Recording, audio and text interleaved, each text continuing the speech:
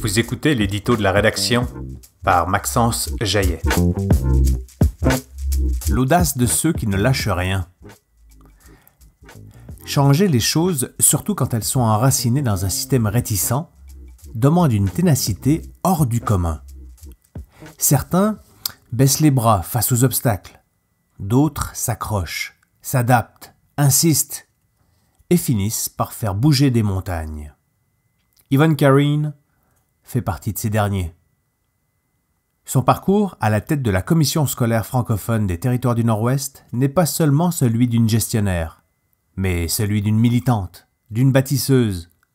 Elle a refusé de se laisser décourager par les blocages administratifs, les batailles juridiques, les années de stagnation imposées par un gouvernement réticent à reconnaître pleinement les droits des francophones. Son engagement n'a jamais été motivé par l'envie de faire du bruit ou de s'imposer personnellement, mais par une conviction profonde que l'éducation en français au territoire du Nord-Ouest mérite mieux. Lorsqu'on lui disait que les infrastructures étaient suffisantes, elle répondait par des faits, par des chiffres malmenés par des années de sous-financement et de demi-mesure.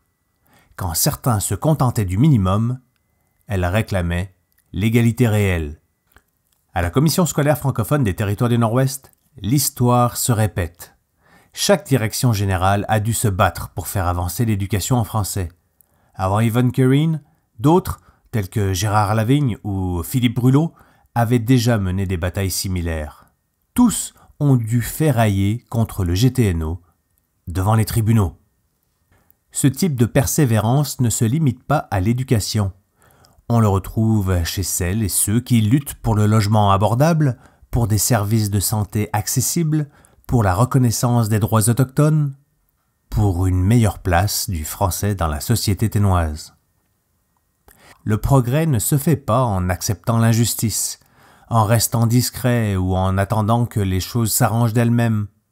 Il se fait en tenant bon, en refusant d'être ignoré, en imposant le débat et en obtenant, petit à petit, des victoires concrètes. Les communautés qui avancent sont celles qui comptent ces voix tenaces, ces esprits qui ne lâchent rien. Contre les intimidateurs, l'avenir appartient à ceux qui osent déranger.